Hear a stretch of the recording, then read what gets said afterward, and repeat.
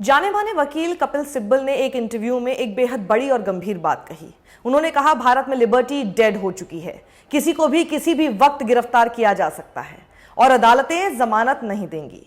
ऐसा पीएमएलए के तहत किया जा रहा है जो अब लोगों के उत्पीड़न का हथियार बन चुका है। इनका एक एक शब्द सच होता दिखा जब कुछ दिन पहले हमने मनीष सिसोदिया की जमानत सुनवाई के दौरान सुप्रीम कोर्ट की यह बात सुनी। सुप्रीम कोर्ट ने ईडी को लताड़ते हुए कहा कि इस मामले में ना आपने जो केस बनाया है वो 2 मिनट में चित हो जाएगा। ऐसी भारी टिप्पणी से कोई भी सोचेगा इस बार बेल मिल जाएगी, लेकिन बेल फिर भी ना मिली। फिर कोर्ट ने इतनी बड़ी बात कही ही क्यों जब बेल देनी ही नहीं थी।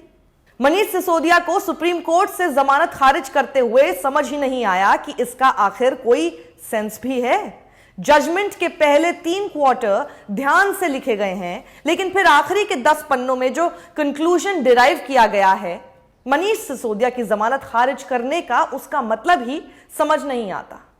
यह लिखा है क्विंट के लिए आलोक प्रसन्ना कुमार ने, जो बंगलुरु में विधि सेंटर फॉर लीगल पॉलिसी के सीनियर रेजिडेंट फेलो हैं, और उन्होंने कैसे पॉइंट बाय पॉइंट यह बात समझाई।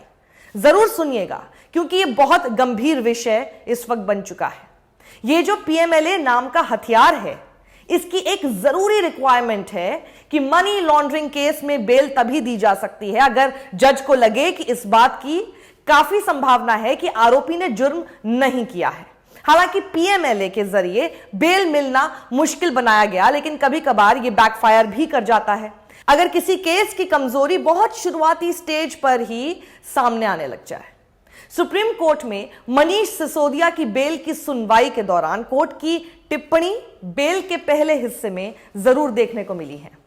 उसी कड़ी में आपको याद होगा, यह खबर सामने आई थी कि सुप्रीम कोर्ट ने सीबीआई, ईडी को ग्रिल करते हुए कहा, आपका केस 2 मिनट में चित होकर गिर जाएगा, क्योंकि कोर्ट का मानना था मनीष सिसोदिया के खिलाफ केस सुनी सुनाई बातों पर बनाया ज्यादा लगता है।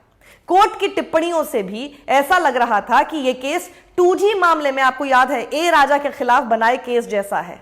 या मनीष सिसोदिया के मामले में अपराध यह बताया गया है कि दिल्ली एक्साइज पॉलिसी में बदलाव किए गए, जिसमें सीबीआई और ईडी की आर्ग्यूमेंट यह है कि यह बदलाव कुछ लिकर होलसेलर्स के फेवर करने के लिए किए गए थे, ताकि उसके बदले में आम आदमी पार्टी को पेमेंट की जा सके। तो आइए बेल ऑर्डर के पहले हिस्से पर गौर फरमाएं, जिसमें सुप्रीम कोर्ट को क्यों लगा था कि बेल दी जा सकती है। देखिए, मनीष सिसोदिया के खिलाफ 3 स्पेसिफिक चार्जेस का कोर्ट को आधार नहीं मिल पाया था। पहला, कोर्ट को इस दावे का कोई आधार नहीं मिला कि मनीष सिसोदिया को एक्साइज पॉलिसी बदलने में कॉन्स्पिरेसी के रूप में 2 करोड़ 20 लाख रुपए मिले। ईडी ने यह आरोप जानते हैं किस आधार पर लगाया हुआ है। यह आरोप ईडी ने दिनेश अरोड़ा नाम के शख्स को अप्रूवर बनाकर उनके बयान के आधार पर बनाया है, जिसे कोर्ट ने ही खारिज कर दिया। यहां तक कि ताज्जुब तो इस बात का है कि सीबीआई की खुद की चार्जशीट ही इस बात का कोई जिक्र नहीं करती है। दूसरा, जब तक कि ईडी पूरी आम आदमी पार्टी को ही इसमें आरोपी नहीं बना देती, तब तक उसके फंक्शनरी के रूप में मनीष सिसोदिया को भी आरोपी नहीं बनाया जा सकता, जब तक कि यह सिद्ध ना हो कि पैसा लेने के लिए उनका एक खास रोल था। ईडी ने अब तक आम आदमी पार्टी को आरोपी नहीं बनाया है। तीसरा पॉइंट यह था कि ईडी ने इस पीएमएलए कानून का इंटरप्रिटेशन ही बहुत खींच दिया है, जिसे कोर्ट ने खारिज कर दिया। ईडी का इंटरप्रिटेशन यह है कि अगर कोई अपराध की वित्तीय आय को जनरेट करने में इन्वॉल्व भी है, तो पीएमएलए के तहत उसे अपराध ही माना जाएगा। ईडी ने जैसे ये कोई नई थियरी ही गढ़ दी हो जो पूरी तरह से अनटेस्टेड है, और इसके बिना पर मनीष सिसोदिया के खिलाफ कोई प्रथम दृष्टया यानी प्राइमा फसाए केस तो बिल्कुल नहीं बनाया जा सकता।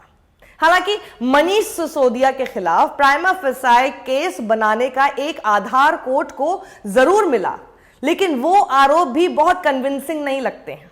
अब तक मैं आपको बता रही थी कि सुप्रीम कोर्ट को ऐसा क्यों और किन आधार पर लगा कि जमानत दी जा सकती है। आइए अब मैं आपको बताती हूं कि सुप्रीम कोर्ट को क्यों लगा कि जमानत खारिज होनी चाहिए। मनीष सिसोदिया तक पहुंचने का कोई मनी ट्रेल ना मिलने के बावजूद सुप्रीम कोर्ट ने बहुत अजीबोगरीब और अकथनीय आधार पर बेल रिजेक्ट की है। सुप्रीम कोर्ट का स्टैंड यह था कि नई एक्साइज पॉलिसी के आने के बाद 10 महीने के दौरान होलसेल डिस्ट्रीब्यूटर्स ने जो 338 करोड़ का मुनाफा कमाया उसे प्रोसीड्स ऑफ क्राइम यानी भ्रष्टाचार से हुए अपराध की वित्तीय आय माना जाएगा और मनीष सिसोदिया को जेल में रखने के लिए यही आधार काफी है। पर क्या यह महज लॉजिक है या फैक्ट और कानून के आधार पर तय किया आरोप? कंफ्यूजन इसी बात की है। कोर्ट मान रहा है कि यह पैसा नई एक्साइज पॉलिसी आने से सभी होलसेल डिस्ट्रीब्यूटर्स द्वारा कमाया मुनाफा है। सिर्फ उनका मुनाफा नहीं जिन पर आरोप है कि उन्होंने सरकार को एक्साइज पॉलिसी बदलने के लिए रिश्वत दी।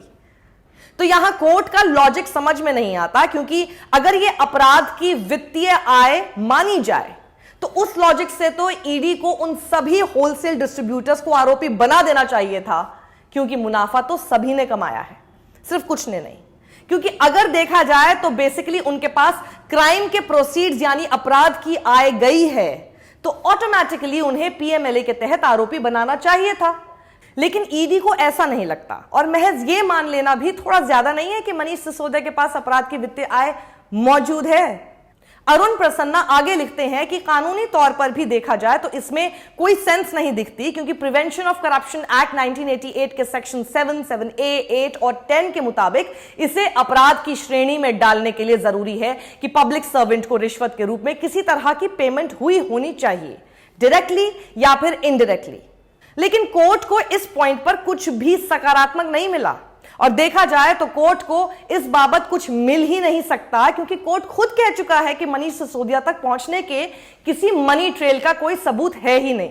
बल्कि कोर्ट सिर्फ यह मान रहा है कि मुनाफा गैर कानूनी है, क्योंकि इस मुनाफे से एक्सचेकर यानी वित्तीय कोष को नुकसान हुआ है। इस हिसाब से मनीष सिसोदिया ने अपराध किया है। अब देखा जाए तो वित्तीय कोष को किसी फैसले के कारण नुकसान होना और उससे किसी दूसरे को अनुचित लाभ पहुंचना पीएमएलए के तहत अपराध की श्रेणी में जरूर था, मगर 2018 के बाद हुए संशोधन के बाद नहीं है।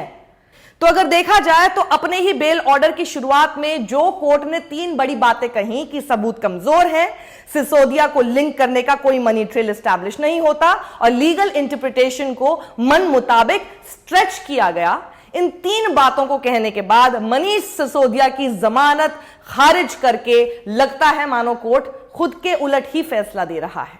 एक तरफ तो सुप्रीम कोर्ट कह रहा है कि प्राइमा फेसाई केस बनता है और सिसोदिया को बेल नहीं दी जा सकती है, वहीं दूसरी तरफ कोर्ट का मानना यह भी है कि ट्रायल के इंतजार में किसी को भी जेल में अनिश्चित काल के लिए नहीं रखा जा सकता। एक तरफ तो कोर्ट कहता है कि 450 से ज्यादा गवाहों को एग्जामिन करने की जरूरत है और करीब 50,000 दस्तावेज ईडी और सीबीआई द्वारा सबूत के तौर पर दर्ज करने की जरूरत है। दूसरी तरफ सुप्रीम कोर्ट सिर्फ फेस वैल्यू पर यह भी मान रहा है कि यह सब कुछ महज 6 महीने के अंदर हो भी जाएगा। एक तरफ कोर्ट यह मानता है कि किसी अंडर ट्रायल को उसकी गलती ना होने पर कोर्ट में लंबे समय तक नहीं रखा जा सकता, और वहीं दूसरी तरफ कोर्ट इस बात पर गौर भी नहीं करता कि इस केस में अब तक चार्जेस तक फ्रेम नहीं किए गए हैं, क्योंकि ईडी चार्जेस की फ्रेमिंग पर रोक लगाने के लिए दिल्ली हाई कोर्ट गया था। पता नहीं कैसे, लेकिन इन सब के बावजूद सुप्रीम कोर्ट को लगता है कि मनीष सिसोदिया को एक बार और जमानत के लिए कोशिश करने से पहले अगले 3 और महीने जेल में रहना चाहिए, जब तक उनका या उनकी पत्नी का स्वास्थ्य उन्हें बेल के लिए आधार नहीं बनाता।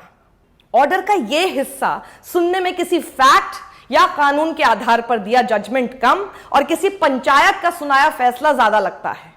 यह कोई सिविल डिस्प्यूट होता तो समझ भी आता कि केस को खत्म करने के लिए ऐसा फैसला दिया गया, पर यह अजीब सा बैलेंसिंग एक्ट करने की कोशिश क्यों दिख रही है? द वायर में पूर्व सुप्रीम कोर्ट जज मदन बी लोकुर का बयान जरा पढ़िए। सुप्रीम कोर्ट की सख्त टिप्पणी पर वो ये कहते हैं कि ओरल ऑब्जर्वेशन केस की क्लियर अंडरस्टैंडिंग के लिए होती हैं। ये इंपॉर्टेंट जरूर है, लेकिन जरूरी नहीं कि ये जजमेंट का आधार हो। लेकिन साथ ही वो ये भी कहते हैं कि जमानत मिलने के लिए जो बेसिक प्रिंसिपल होते हैं, बेल रिजेक्ट करते हुए उन्हें कंसिडर नहीं किया गया। क्या है वो प्रिंसिपल्स? इस आर्टिकल में पढ़ सकते हैं। सुप्रीम कोर्ट के वकील और लीगल स्कॉलर जी मोहन गोपाल का कहना है कि सिसोदिया के खिलाफ सिर्फ मोटा मोटा एक आरोप सही लग रहा है तो उसके लिए कोर्ट ने कई और महीने उन्हें एक अंडर ट्रायल के तौर पर जेल में रखना क्यों जरूरी समझा। फिर तो फैसला दे देना चाहिए था कि कुछ ही दिनों में इनका सीधा ट्रायल शुरू करें। ऐसी कई और बातें हैं जो इस ओर इशारा करती हैं कि मनीष सिसोदिया को बेल रिजेक्ट करते हुए कोर्ट अपनी ही कई बातों को कॉन्ट्रडिक्ट कर रहा है। मेरी सलाह है एक जिम्मेदार और जागरूक नागरिक बनने के लिए द क्विंट और द वायर कि ये दोनों आर्टिकल आप जरूर पढ़ें और इस वीडियो को ज्यादा से ज्यादा लोगों तक पहुंचाएं ताकि आसान भाषा में ये पूरा केस समझ आ सके। सत्यमेव जयते।